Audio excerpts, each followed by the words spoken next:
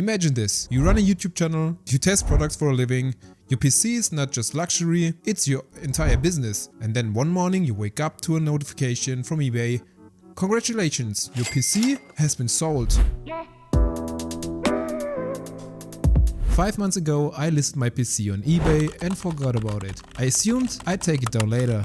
I didn't. And then boom, someone bought it. $2,000 Windows machine, gone. And it was too late to cancel. So I had two options. Build another high-end PC and burn a huge part of my review budget, or ask a better question. What's the smallest, cheapest machine that can still run my entire workflow without slowing me down? And then I was remembering what MKBHD said. The Mac Mini M4 for $599 is actually a real good deal. So I bought it. Because today, this tiny box is going up against the PC I just sold. Not in benchmarks, not in spec sheets, but in daily use, creative work, gaming and power consumption. This is the base model Mac Mini M4. No Pro, no Max, no Studio. You get a 10-core CPU, a 10-core GPU, a 16-core neural engine and 256 gigs of storage. That's it. On the other hand, you get 3 Thunderbolt 4 ports and 2 USB-C ports on the front. And there is one HDMI 2.1 port in the back that can drive my 4K 240Hz monitor without any kind of adapter. And yeah, storage is small. It's a crime. But my workflow lives on a 2TB external drive anyway, so I don't care that much, but it would be cool to just start with 512 or maybe just 1TB. So I used Macs in the past. macOS isn't new to me, but living with it every day is different than testing it for a week. Here's the honest version. Scrolling feels backward at first. Literally. Shortcuts are different, and for the first hour your muscle memory is basically useless. But once you adopt, the system starts to disappear. The menu bar stays out of the way, the dock keeps everything in one place, and window snapping finally exists natively, and for daily work it's good enough. What stands out to me isn't speed, it's behavior. On Windows, everything feels built around performance and control. On macOS, everything feels around flow. Windows minimize windows. macOS moves them. They float into the dock. The animation is just on point. It just feels fluent. It's a small thing, but over hours of work, it changed how the system feels. Neither is better. They are just built for different kinds of people. Okay, let's talk about gaming. If you want to game primarily, you go with Windows. End of story. You can game on a Mac, but progress of gaming on macOS is painfully slow. And I don't know why, but still we're waiting for big titles. So where's Call of Duty? Where's Battlefield 6? Where's my beloved Overwatch? I'm missing so many things that I can play on Windows with ease. Even the ARM version of Windows I can play Overwatch too, but I can't play it natively on Mac. Why not? So the conclusion would be, test the game that runs perfectly on macOS and on Windows. The only game I play that runs both on macOS and Windows, of course, is my all-time favorite, World of Warcraft. So I tested World of Warcraft Retail. This is World of Warcraft at 4K medium settings. On the Mac Mini, I'm getting around 50 to 80 frames in heavy scenes. On my $2,000 Windows PC, it's closer to 100 to 140. Now look at the power draw. The Mac pulls under 70 watts. The PC goes past 400. Power draw, power consumption in general. This machine is just from another galaxy, I guess. I don't understand how 50 to 70 watts can give you that much of performance. So it's beyond comprehension just how efficient the Mac Mini M4 really is.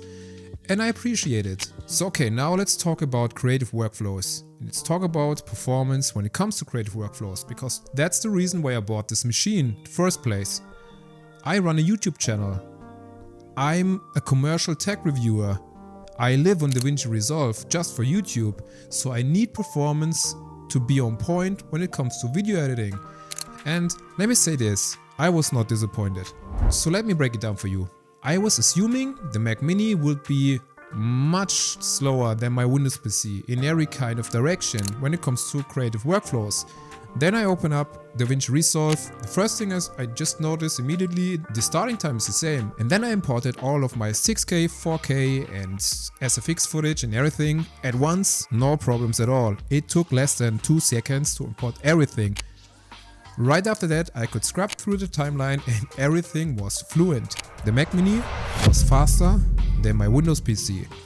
It was more responsive, and after importing everything, I could scrub through the timeline immediately compared to my Windows PC, where it took just a couple of seconds until my Windows PC just recognized what just happened. General performance in DaVinci Resolve is kinda the same. Sometimes I notice my Windows PC is faster, especially when it comes to fusion effects, but just in general, the difference was minor. I would say that's kind of a tie. And then I was exporting the same project on my Windows PC and on the Mac Mini, and to my surprise, the difference was not even that huge.